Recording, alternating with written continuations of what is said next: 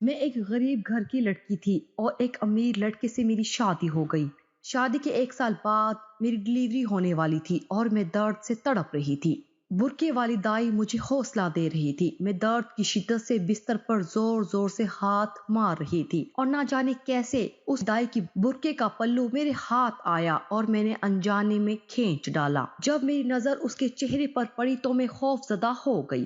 وہ ایک ناقابل برداشت لمحہ تھا۔ پریشانی اور غصے میں مجھے کچھ سمجھ نہ آیا اور میں نے شور ڈال دیا۔ میں ایک جھگی میں رہنے والی لڑکی تھی۔ ہمارے پاس رہنے کو چھت بھی نہیں تھی۔ میں اپنی ماں اور باپ کے ساتھ ایک جھونپڑی میں رہتی تھی۔ ماں بنگلوں میں کام کرتی تھی اور میرا باپ کبھی کبھار مزدوری کرتا تھا۔ کھلے میدان میں ہماری جھونپڑی کے علاوہ اور بھی جھونپڑیاں تھیں جن کی نہ تو مضبوط چھت ہوتی تھی اور نہ ہی دروازے۔ ایک دن میں جھونپڑی کے باہر سے جھاڑو لگا رہی تھی۔ مجھے ایک لڑکا دکھائی دیا۔ ہم دونوں کی نظر ملی اور میں کام میں لگ گئی، لیکن مجھے دوبارہ دیکھنے کی چاہ ہوئی۔ اب یہ روز کا معمول بن گیا۔ ہم دونوں ایک دوسرے کو دور دور سے دیکھتے رہتے۔ پھر آہستہ آہستہ ہم لوگوں نے بات چیت شروع کر دی اور ایک دن اس نے پسندیدگی کا اظہار کیا۔ میرے لیے یہ احساس بالکل نیا تھا۔ مجھے لگا میں بھی اسے پسند کرتی تھی۔ ہم دونوں نے سوچا کہ اپنے ماں باپ سے بات کی جائے اور وہ ہماری شادی کروا دے۔ کوئی مجھ سے محبت کرتا ہے، یہ سوچ کر میں ہواؤں میں اڑنے لگی تھی۔ ویسے تو مجھے اپنی زندگی بالکل پسند نہ تھی۔ سڑک پر سے گزرتے بڑے بڑے لوگوں کو دیکھ کر رشک آتا تھا اور اپنے آپ کو کوستی کہ میں کس گھرانے میں پیدا ہوئی۔ زندگی اب ایک عجیب موڑ پر آ گئی تھی۔ سب کچھ اچھا لگنے لگا تھا اور ایک دن اچانک اماں گھر پر بہت سارا سامان لے کر آئی۔ میں نے امی سے پوچھا، یہ سب کیا ہے؟ امی نے بتایا کہ بنگلے والوں نے تیرے لیے کچھ سامان بھیجا ہے۔ اس میں کچھ شاندار کپڑے، کچھ تحائف اور زیورات تھے۔ میری تو آنکھیں ہی چندیا آ گئی۔ میں آنکھیں مل کر بے یقینی کی کیفیت سے نکلی اور کپڑے زیورات خود پر سجا سجا کر جھومنے لگی۔ امی بولی، ارے نگوڑی، تو بڑی خوش نصیب ہے۔ بنگلے والے صاحب تجھ سے شادی کے خواہش مند ہے۔ میں نے ابھی تک کوئی جواب نہیں دیا، لیکن بیگم صاحبہ نے مجھے تمہارے لیے یہ سامان دے کر بھیجا اور کہا کہ اسے تحفے کے طور پر قبول کر لو۔ میں یہ سب دیکھ کر اتنی پاگل ہو گئی کہ میں نے کہا، تو کر دو نا شادی، کیا رکھا ہے اس زندگی میں؟ تو نے یا ابا نے آج تک مجھے کیا دلایا؟ مشکل سے 2 وقت کی روٹی نصیب ہوتی ہے۔ میں دولت کی چکا چوند میں اس لڑکی کی محبت اور اس کے ساتھ کیے وعدوں کو بھول ہی گئی۔ ایک دن بنگلے سے ایک بڑی گاڑی آئی اور اماں ابا نے مجھے ان کے ساتھ جانے کو کہا۔ اماں اس دن مجھے اتنی احمق لگی کیونکہ میں نے اسے خوش ہونے کی بجائے آنسو بہاتا دیکھا۔ گاڑی سڑک پر تیز دوڑنے لگی۔ میں خوشی سے چیخیں مار رہی تھی۔ پھر وہ مجھے لے کر پارلر گئی جہاں ایک عورت میرے استقبال کے لیے موجود تھی۔ 2 دفعہ امی مجھے ساتھ بنگلے لے کر گئی تھی۔ وہاں ہی اس عورت کو میں نے دیکھا تھا۔ وہ بیگم صاحبہ تھی۔ پارلر والی لڑکی نے مجھے سجایا، سنوارا، مجھے خوبصورت لباس پہننے کو دیا۔ جب میں نے آئینہ دیکھا تو مجھے خود پر بہت پیار آیا۔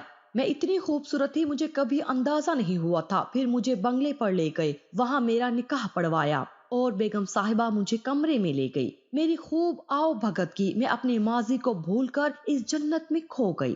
سب اچھا ہو گیا تھا۔ ایک رات میری آنکھ کھلی، میرے شوہر کمرے میں نہ تھے۔ میں ان کا انتظار کرتے کرتے سو گئی۔ 2 دن بعد پھر ایسا ہی ہوا اور صبح بیگم صاحبہ کے سامنے اپنے شوہر کو میں نے کہا کہ آپ آدھی رات کو کہاں غائب ہو جاتے ہیں؟ وہ گھبراتے ہوئے بولے، کچھ نہیں، کہیں نہیں، لان میں تھا۔ میں چپ ہو گئی، لیکن مجھے تفتیش ہونے لگی۔ میرے شوہر اور بیگم صاحبہ کا رویہ سرد ہونے لگا۔ وہ دونوں مجھ سے اب بہت کم بات کرتے، شاید نہیں چاہتے تھے کہ میں ان سے مانوس ہوں۔ میں غریب تھی لیکن زبردستی تو نہیں آئی تھی۔ دن گزرنے لگے، میں امید سے ہو گئی۔ یہ جان کر میرے شوہر اور بیگم صاحبہ بہت خوش ہوئے۔ مٹھائیاں بانٹی گئی، میرا بہت خیال رکھا جانے لگا۔ ایک رات پھر میری آنکھ کھلی اور شوہر کو غائب پایا۔ مجھے پیاس لگ رہی تھی۔ پاس پڑا جگ بھی خالی تھا۔ میں پانی پینے کچن جا رہی تھی کہ سرگوشیاں سنائی دی۔ میں سرگوشیوں کے قریب گئی۔ بیگم صاحبہ کہہ رہی تھی کہ مجھ سے وعدہ کریں کہ بچہ پیدا ہوتے ساتھ آپ میری گود میں ڈال دیں گے۔ اس نے کہا، فکر نہیں کرو، وہ ہماری اولاد ہوگی۔ وہ غریب ہے، لالچ میں آ جائے گی، اسے چند روپے دے کر وہیں چھوڑ آؤں گا۔ رمضان کا مہینہ تھا اور آج آخری روزہ بھی گزر گیا۔ عید کا چاند نظر آ چکا تھا، صبح عید تھی، ہماری شادی کو سال ہو چکا تھا، میرے آخری دن چل رہے تھے۔ یہ سن کر میرا وجود لرز اٹھا، جسم ہلکان ہونے لگا۔ میں نے شوہر کو آواز دینا چاہی لیکن ہمت نہ ہوئی۔ مجھ سے یہ صدمہ برداشت نہیں ہو رہا تھا کہ وہ بیگم صاحبہ کوئی اور نہیں، میری سوکن تھی۔ وہ میرے شوہر سے بڑی لگتی تھی۔ میں غریب گھر کی ان پڑھ لڑکی، کبھی پوچھا بھی نہیں تھا کہ ان کا آپس میں رشتہ کیا ہے۔ یہ سب جان کر مجھے اچانک تکلیف شروع ہو گئی۔ میں درد سے کراہتے ہوئے دروازے پر گھسیٹتی ہوئی نیچے بیٹھتی چلی گئی۔ دروازہ میرے وزن سے کھلتا چلا گیا اور وہ دونوں ایک دوسرے کے انتہائی قریب تھے۔ میری حالت دیکھتے ہوئے وہ دونوں فوراً اٹھے۔ انہوں نے فوراً گاڑی نکالی۔ ہم نے زچہ بچہ سینٹر کا رخ کیا لیکن وہ بند تھا۔ ان دنوں کورونا کی وجہ سے بھی ملک میں خوف و ہراس پھیلا ہوا تھا اور کچھ عید کی وجہ سے بھی ہر طرح کا عملہ زیادہ تر چھٹی پر ہوتا تھا۔ میری نازک حالت دیکھتے ہوئے شوہر نے دوسرے کلینک کا رخ کیا۔ ہماری قسمت کہ وہ بھی بند ملا۔ وقت گزرنے کے ساتھ ساتھ میرے درد کی شدت میں اضافہ ہوتا جا رہا تھا۔ میری سوکن بولی کہ وہ ایک دائی کو جانتی ہے لیکن اس کا پتہ نہیں معلوم۔ ساتھ والی ساجدہ آنٹی ضرور جانتی ہوگی کیونکہ ابھی پچھلے دنوں ان کی بہو کی بھی ڈلیوری اسی کے ہاتھوں ہوئی۔ اس کی باتوں میں آ کر میرے شوہر مجھے گھر لے آئے اور میری سوکن ساتھ والے گھر گئی جہاں ہماری پڑوسن ساجدہ آنٹی بہت ہی نفیس بھلی خاتون تھی۔ انہیں ساری صورتحال سے آگاہ کیا۔ وہ ہمارے گھر آئیں۔ انہوں نے مجھے حوصلہ دیا اور کہا کہ فکر مت کرو، وہ نیک پروین دائی اس کام میں بہت ماہر ہے، پیسے بھی بہت مناسب لیتی ہے۔ میرے شوہر انہیں گاڑی میں لے گئے تاکہ وہ جلد اسے لے آئیں۔ میں بہت تڑپ رہی تھی، کمر درد سے جان نکلتی محسوس ہو رہی تھی۔ مجھے لگا کہ آج میرا آخری وقت آ گیا۔ میں نے استغفار کا ورد شروع کر دیا۔ مجھے اپنی ماں یاد آنے لگی۔ میں ماں باپ سے شادی کے بعد ایک دفعہ بھی نہ ملی تھی کیونکہ بیگم صاحبہ نے کہا کہ انہوں نے میرے ماں باپ کو کافی رقم دی اور یہ وعدہ لیا کہ وہ اب کبھی بیٹے سے ملنے کی تمنا نہیں کریں گے۔ مجھے بھی جھونپڑی جانے کی کوئی تمنا نہ تھی۔ آج مجھے احساس ہونے لگا کہ اسی اذیت سے میری ماں نے مجھے پیدا کیا اور مجھے کبھی اس کا احساس بھی نہ ہوا۔ میری آنکھوں سے آنسو بہہ رہے تھے۔ میری سوکن میرے پاس بیٹھی حوصلہ دے رہی تھی لیکن وہ مجھے اب زہر لگ رہی تھی۔ میں اسے اپنی تکلیف کا ذمہ دار ٹھہرانے لگی۔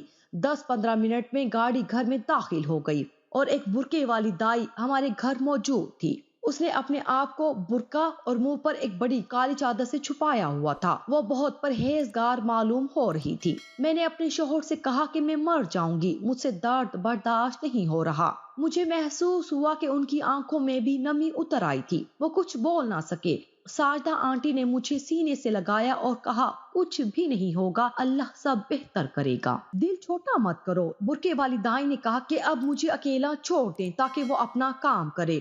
وہ اور میں اب کمرے میں اکیلے تھے۔ اس نے اب بھی نقاب نہ اتارا اور اپنا کام شروع کر دیا۔ میرے پیٹ سے کپڑا ہٹا کر میرے بچے کی پوزیشن چیک کی اور مجھے کوئی گولی دی اور تسلی دیتے ہوئے کہا کہ اللہ نے چاہا تو میں جلدی فارغ ہو جاؤں گی، بس مجھے حوصلے سے کام لینا ہے۔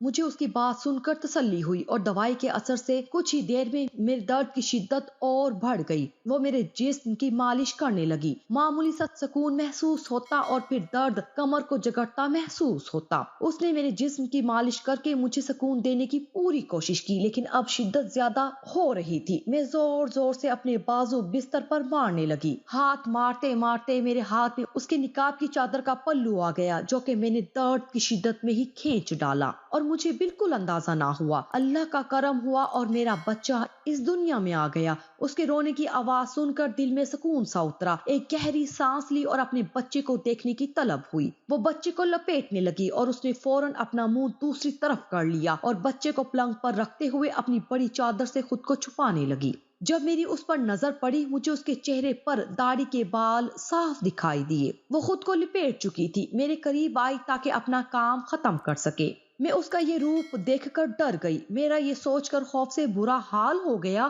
کہ میری ڈلیوری ایک مرد کے ہاتھوں ہوئی۔ مجھے کچھ سمجھ نہ آیا۔ میں نے اپنی حالت پر بھی غور نہ کیا اور شور ڈال دیا۔ میں نے اپنے شوہر کو آوازیں دینا شروع کر دی۔ وہ فوراً کمرے میں دوڑے ہوئے آئے۔ بیگم صاحبہ یعنی میری سوکن اور ساجدہ آنٹی بھی ساتھ ہی آ گئی تھی۔ ساجدہ آنٹی نے فوراً میرے اوپر چادر اوڑھائی اور میں نے اپنے شوہر سے کہا کہ یہ کوئی لڑکی یا عورت نہیں ہے۔ وہ کہنے لگے، فاطمہ کیا ہو گیا ہے تمہیں، کیسی باتیں کر رہی ہو؟ میں روتے ہوئے بولی کہ میں ٹھیک کہہ رہی ہوں۔ میں نے اس کے چہرے پر داڑھی کے بال دیکھے۔ میرے شوہر ہکا بکا رہ گئے۔ اب تو ساجدہ آنٹی بھی حیرت سے میرا منہ تکنے لگی، کیونکہ اس دائی کو وہی تو لائی تھی۔ وہ میری بات پر پریشان ہونے لگی۔ انہوں نے کہا، بیٹا تمہیں کوئی غلط فہمی ہوئی ہوگی۔ میں نے کہا، نہیں آنٹی، اس کے چہرے پر داڑھی موجود ہے۔ اب میرے شوہر کی آنکھیں غصے سے سرخ ہو گئی۔ انہوں نے اس سے کہا کہ فوراً اپنا نقاب اتارو۔ میرے شوہر کا غصہ دیکھ کر وہ تھر تھر کانپنے لگا۔ اس نے نقاب نہیں اتارا بلکہ معافی مانگنے والے انداز میں میرے شوہر کے آگے ہاتھ جوڑے۔ میرے شوہر نے خود ہی غصے سے اس کا نقاب کھینچ ڈالا۔ اس کے چہرے پر صاف نمایاں داڑھی تھی۔ یہ دیکھ کر میرے شوہر آپے سے باہر ہو گئے۔ ساجدہ آنٹی اور بیگم صاحبہ بھی ہکا بکا رہ گئی۔ اب میرے شوہر اسے گھسیٹتے ہوئے کمرے سے باہر لے گئے اور مارنا پیٹنا شروع کر دیا۔ مجھے ان کے مارنے کی آواز صاف سنائی دے رہی تھی۔ وہ مرد بری طرح چیخنے چلانے لگا۔ ساجدہ آنٹی نے مجھے صاف ستھرے کپڑے پہنائے اور بیگم صاحبہ بچے کو صاف کر کے کپڑے پہنانے لگی، پھر میرے ساتھ ہی لٹا دیا۔ مجھے حیرت ہوئی لیکن میں اب تک خاموش تھی۔ خوشی کا سما تھا اور ہمارے گھر میں تو عجیب ہی ماحول بن چکا تھا۔ میرے شوہر جب مار مار کر تھک گئے تو انہوں نے پولیس کو کال ملائی اور تھوڑی ہی دیر میں پولیس ہمارے گھر آ چکی تھی۔ میرے شوہر نے انہیں بتایا کہ یہ مرد عورت کا روپ دھار کر نہ جانے کب سے عورتوں کے بچے پیدا کرتا آ رہا ہے۔ یہ انتہائی نازیبا حرکت ہے۔ اسے کڑی سے کڑی سزا ملنی چاہیے۔ یہ اسلامی ملک ہے اور یہاں یہ سب کسی صورت برداشت نہیں کیا جا سکتا۔ وہ مرد اب پولیس آفیسر کے آگے ہاتھ جوڑ کر رونے لگا اور کہنے لگا کہ وہ ایک دفعہ اس کی کہانی سن لے۔ جیسا وہ سمجھ رہے ہیں ویسا نہیں ہے۔ وہ انتہائی مجبور اور بے بس ہے۔ میرے شوہر نے اس کو 2 تھپڑ اور لگاتے ہوئے کہا کہ یہ کیسی مجبوری اور بے بسی ہے کہ تم اور سو دھندے چھوڑ کر معصوم عورتوں کی عزت کا تماشا بنا رہے ہو۔ شرم نہیں آتی تمہیں؟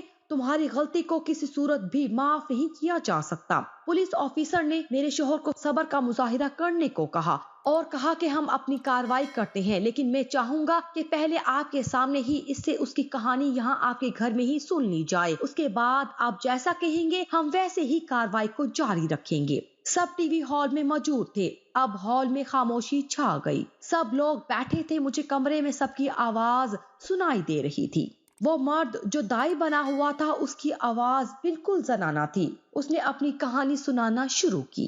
وہ بتا رہی تھی کہ میں نہیں جانتی کہ میرے ماں باپ کون ہیں، لیکن میں نے جس کے ہاں پرورش پائی وہ ایک دائی تھی۔ وہ لوگوں کے بچے پیدا کیا کرتی تھی اور بڑے بڑے امیر لوگ بھی اس سے ہی یہ کام لیتے تھے کیونکہ وہ اپنے کام میں بہت ماہر تھی۔ ایک دن ایک امیر خاندان کی بہو کے ہاں میری پیدائش ہوئی، لیکن خدا کی قدرت کے نہ میں نر تھا اور نہ ہی مادہ، اور یہ بات میرے ماں باپ اور دادا دادی سے کسی صورت برداشت نہ ہوئی۔ انہیں میں کسی صورت قبول نہ تھی، بلکہ میں نے یہاں تک سنا کہ میری سگی ماں نے مجھے اٹھانا تک گوارا نہ کیا۔ انہوں نے دائی ماں کی منت کی کہ وہ مجھے اپنے ساتھ ہی لے جائے اور وہ اس کے بدلے میں معاوضہ بھی دیں گے۔ دائی ماں نے مجھے چند روپوں کی لالچ میں رکھ لیا اور میری پرورش شروع کر دی۔ میں ہوش سنبھالنے لگی تو ان کا رویہ میرے ساتھ بہت سرد ہونے لگا۔ وہ میرے چھوٹے چھوٹے ہاتھوں سے بہت سے کام لینے لگی۔ مجھے سکون سے بیٹھا دیکھ کر انہیں آگ لگتی تھی۔ میں نے چھوٹی سی عمر میں گول گول روٹی بنانا شروع کر دی۔ گھر کی صفائی ستھرائی ہر کام مجھ سے لینے لگی۔ میں انہیں دائی ماں ہی کہا کرتی تھی کیونکہ محلے والے بھی یہی بولتے تھے، اور سن سن کر میں بھی دائی ماں کہنے لگی۔ میں 15 سال کی ہوئی تو میرے چہرے پر بال آنے لگے، جسے دیکھ کر ان کو مجھ سے اور بھی نفرت ہونا شروع ہو گئی، اور اب تو انہوں نے مجھے باقاعدہ مارنا بھی شروع کر دیا تھا۔ ذرا ذرا سی بات پر وہ مجھے مارتی، اور جس دن زیادہ غصہ آ جاتا تو مجھے کہتی تھی، سکینہ میں نے تجھے لالچ میں رکھ لیا تھا کہ تو ناچ گانا کرے گی، لوگوں کا دل خوش کرے گی اور میرے دن پھر جائیں گے، مجھے بیٹھے بیٹھے 4 روپے مل جائیں گے، میرا بڑھاپا سنور جائے گا، لیکن کم بخت تو چہرے سے مرد نکلا۔ میں یہ سوچ سوچ کر رات بھر اپنی قسمت کو کوستی اور آنسو بہاتی رہتی۔ وقت ایسے ہی گزر رہا تھا، پھر اچانک دائی ماں کی طبیعت خراب رہنے لگی اور ان کے لیے گھر سے نکلنا بھی دشوار ہونے لگا۔ ہمارا گزارا ویسے بھی مشکل سے ہی ہوتا تھا اور اس لیے ان کا کام کرنا بھی بہت ضروری تھا۔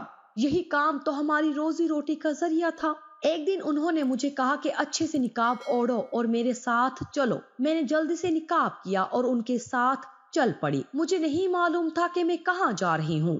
کچھ لمحوں کی خاموشی کے بعد وہ بولی کہ اب تمہیں میرے کام کو سنبھالنا ہوگا، اور مجھے تاکید کرنے لگی کہ جیسے جیسے وہ کہیں گی وہاں مجھے ویسے ہی کرنا ہوگا۔ ان کے کام میں ان کی مدد کروانی ہے اور ہر چیز کو اچھی طرح سے دیکھنا ہے۔ وہ مجھے کہہ رہی تھی کہ ان کی طبیعت ٹھیک نہیں رہتی اور اب پیٹ کی خاطر میرا یہ کام سنبھالنا بہت ضروری ہو گیا ہے۔ ان کی باتیں سن کر میری آنکھوں میں آنسو جاری ہو گئے۔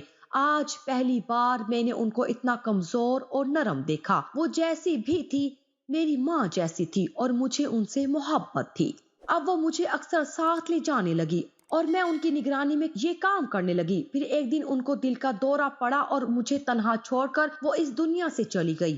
وہ دن مجھ پر پہاڑ بن کر ٹوٹا۔ ان کے جانے کے بعد مجھے ان کی سختیاں بہت شدت سے یاد آنے لگی تھی۔ مجھے کسی کی محتاج ہی نہ تھی، وہ مجھے کسی قابل بنا گئی تھی، میرا نام بنا گئی تھی۔ لوگ ان کی وجہ سے مجھے جانتے تھے اور مجھ سے ہی کام لینے لگے۔ میں مالش وغیرہ بھی کرتی تھی۔ یہ سب میں نقاب پہن کر کرتی رہی۔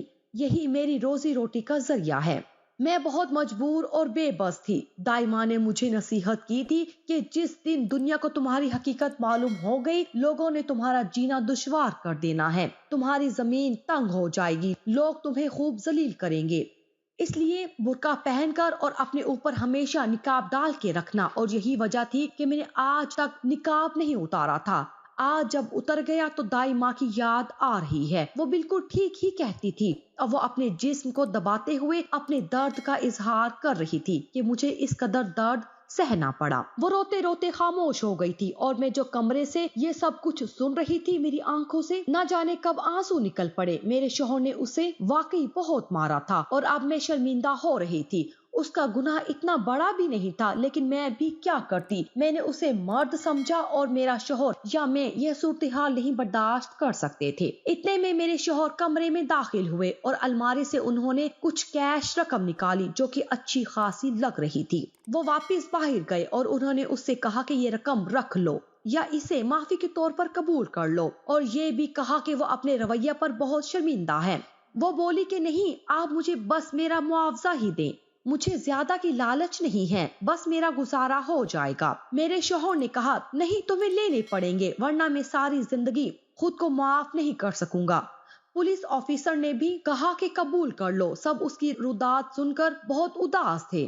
خوشی کے موقع پر گھر میں عجیب اداسی کا سما بن گیا تھا۔ میرے شوہر نے کہا کہ اگر وہ کام کرنا چاہے تو وہ ہمارا گھر کا کام سنبھال لے، وہ اسے اچھا معاوضہ دیں گے۔ اس نے یہ آفر خوشی خوشی قبول کر لی۔ اس کا کہنا تھا کہ یہ تو مجھ پر بہت بڑا احسان ہوگا، کیونکہ قسمت میں لکھا ہو تو مہینے میں 1-2 بار ہی کسی گھر کو میری ضرورت پڑتی ہے اور کئی دن مجھے انتظار کرنا پڑتا ہے۔ میں بہت مشکل سے گزر بسر کرتی ہوں۔ اس نے عید ہمارے ساتھ گزاری۔ اب وہ ہمارے گھر روزانہ آنے لگی۔ وہ بہت سلیقے سے ہر کام کرتی تھی۔ میں کمرے سے باہر نہ نکلتی تھی، لیکن سکینہ کے ساتھ بہت گھل مل گئی تھی۔ ہم دونوں کا وقت اچھا گزر جاتا تھا، لیکن جب کبھی مجھے وہ منظر یاد آتا ہے تو شرمندگی محسوس ہوتی ہے۔ میں سوچتی ہوں یہ لوگ بھی تو خدا کی بنائی ہوئی مخلوق ہیں، ان لوگوں کے لیے زمین اتنی تنگ کیوں ہوتی ہے؟ ہم لوگوں کو کیوں یہ گوارا نہیں کہ یہ ہمارے ساتھ اٹھیں بیٹھیں کھائیں پئیں؟ ایک دن میرے شوہر اور بیگم صاحبہ مجھ سے معافی مانگنے لگے اور بتایا کہ وہ صرف اولاد کی خاطر بیاہ کر لائے تھے، لیکن اب وہ مجھ معصوم کے ساتھ کوئی زیادتی نہیں کریں گے، اور التجا کرنے لگے کہ تم سارا دن کمرے میں چپ پڑی رہتی ہو، باہر نکلا کرو اور ہمارے ساتھ پہلے کی طرح رہو، ہم سے تمہاری اداسی برداشت نہیں ہوتی۔ میں نے انہیں معاف کر دیا کیونکہ میں خود خوش رہنا چاہتی تھی اور بیگم صاحبہ نے کبھی روایتی سوکنوں والا برتاؤ بھی تو نہیں کیا تھا۔ انہوں نے یہ بھی بتایا کہ میری ماں سب جانتی تھی لیکن میرے اور اپنے بہتر مستقبل کے لیے میرا سودا کر گئی۔ میرے شوہر جو سکینہ دائی کو مار کر بہت شرمندہ تھے، انہوں نے مجھے کہا کہ سکینہ کو ساتھ ہی رکھ لیا جائے۔ میں نے کہا کہ آپ نے میرے دل کی بات کہہ دی۔ بیگم صاحبہ کو بھی اعتراض نہ تھا۔ یوں وہ ہمارے ساتھ رہنے لگی۔ ہم سب ساتھ خوش رہنے لگے۔ اس برقع والی دائی جس کا نام سکینہ تھا، اس نے میرے بیٹے کا نام شایان رکھا، جو ہمیں بھی بہت پسند آیا، اور ہم سب ایک اچھی فیملی کی طرح ساتھ رہتے ہیں۔